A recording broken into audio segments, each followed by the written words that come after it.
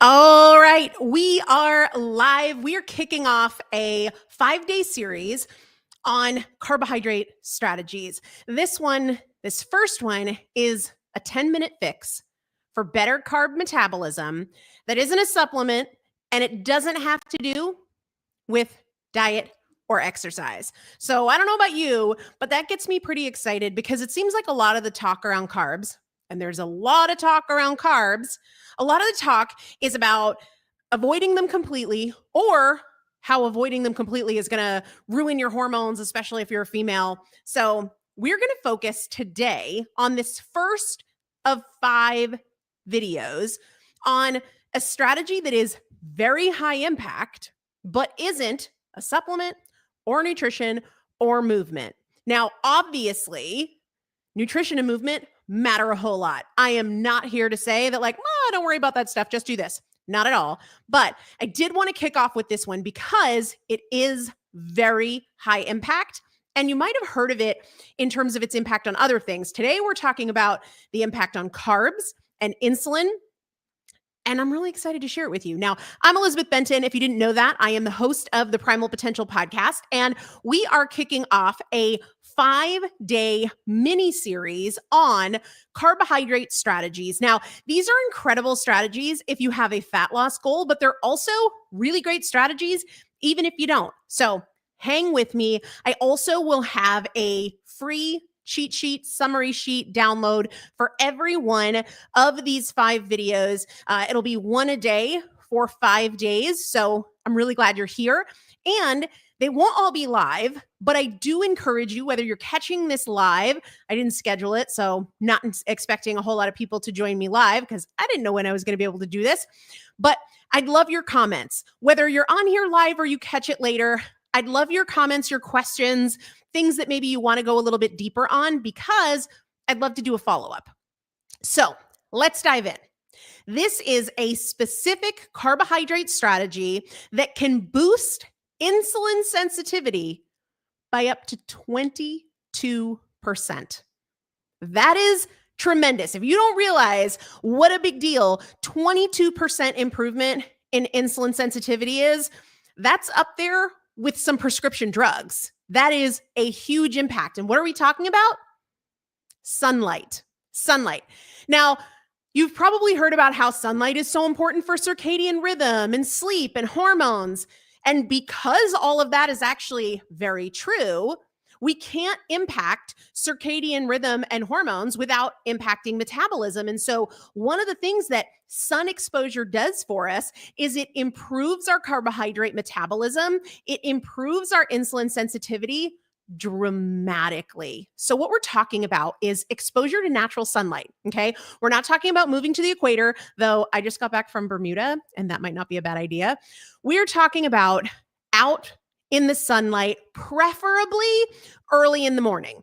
But don't just throw it out if you're like, I can't, I work nights, I'm sleeping. Something is better than nothing. Ideally, we're talking about in the morning time, but let's talk about what the research shows.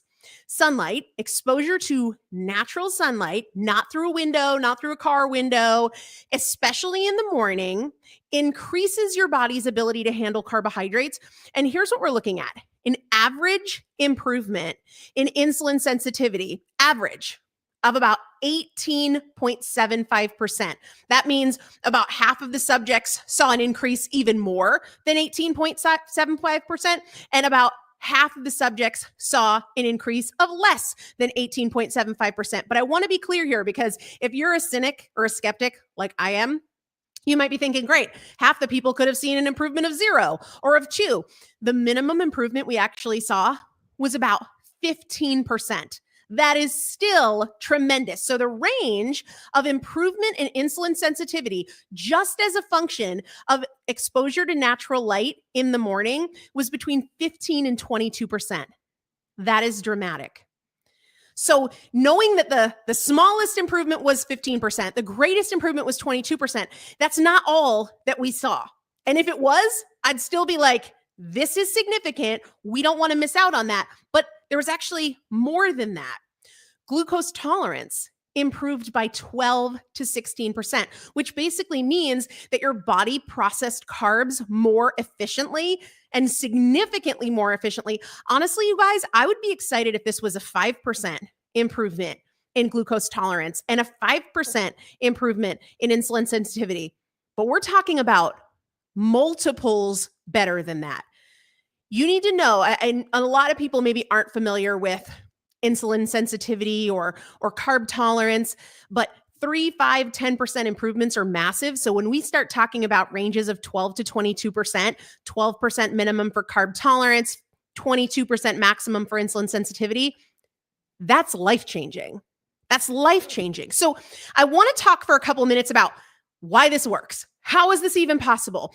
Because I think that there's this general understanding that being out exposed to nature is good for us. And it is.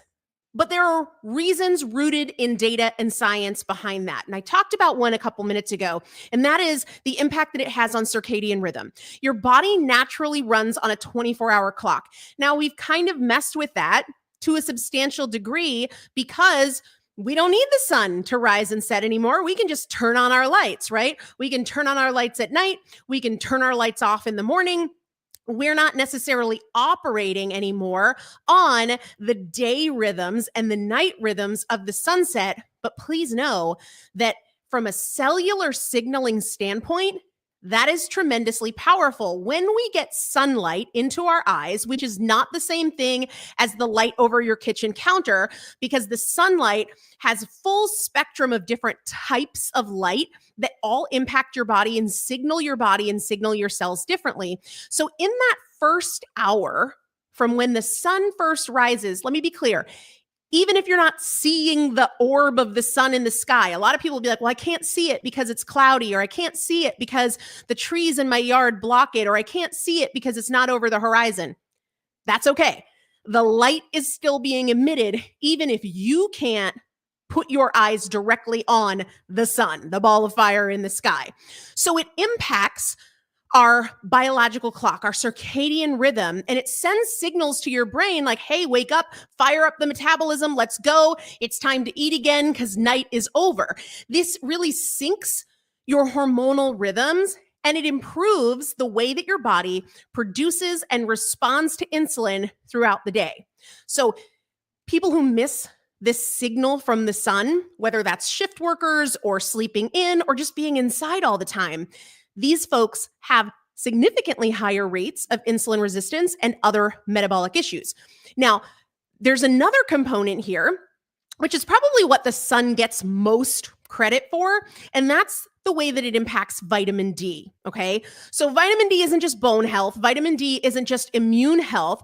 Vitamin D is a critical part of insulin signaling in your body. Low vitamin D levels are tied to insulin resistance, metabolic syndrome, increased belly fat.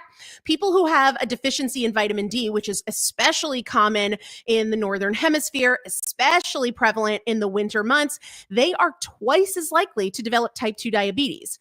Morning sunlight, ideally in that first hour of the day, even if it's cloudy, even if the trees are blocking the sun, even if it's not up over the horizon, which is probably not, helps activate vitamin D in your body. So 15 to 20 minutes makes a big difference. And then the third thing in terms of how this has such a huge impact on carb metabolism, the exposure to sun reduces cortisol. So cortisol is one of our stress hormones, and it's naturally highest in the morning as part of our body's sleep-wake cycle. So cortisol in most people drops at night to help us fall asleep and stay asleep. And then in the very, very early morning hours, 2 a.m., 3 a.m., 4 a.m., it starts to rise so that we wake up, right? So that we have that go get 'em, up and at 'em kind of energy. And if you're like, I haven't felt that in forever, this could be a reason that sunlight could help. So we want cortisol to be part of our sleep-wake rhythm, but cortisol tends to be on overdrive for a lot of people, not surprisingly, because it's a stress hormone.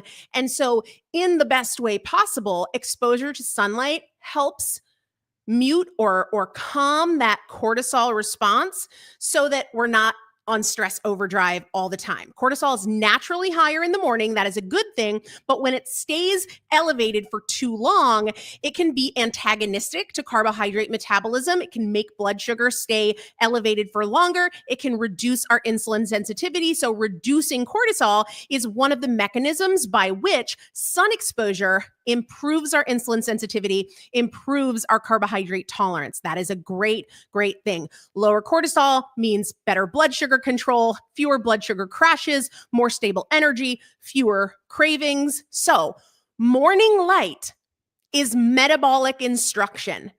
Morning light is metabolic instruction. And I don't mean flip all the lights on, right? I don't mean artificial indoor light.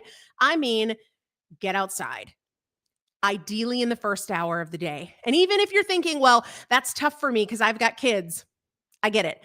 I've got 2 2-year-olds and a 3-year-old. So my mornings are very full with making breakfast and changing diapers and getting kids dressed and all of those things. And I can't be like, hey, you guys hang out here. I'm going to go outside. Get it when you can get it. It is better to do it at 8 or 9 or 10 if you can't do it at 7 than to not do it at all. What does this look like? Set an objective to get a minimum of 10 minutes, maximum of 30 minutes, as soon as you can upon sunrise. You don't have to wait until the sun is mid in the sky, right? That's hours into the day. It doesn't matter if it's cloudy. That light is still there. So many people are just perceiving what they can see with their eyes, but light is much more than that and much more powerful than that. If you're currently not getting any, start with a goal of getting 5 minutes or getting 2 minutes or getting 4 minutes. There are times when I will go out for a minute and then I'll come in, and then I'll go out for a minute, and then I'll come in just because that's the season of life that I'm in with kids. Or if my husband's around, I might be like, hey, I'm going outside for 10 minutes. As it gets warmer, I'll have my kids have their breakfast outside to make that a whole lot easier. 10 to 30 minutes, honestly, even if it's raining. Now you might be like, what am I supposed to do? Just stand there and get soaked? Here's what I do.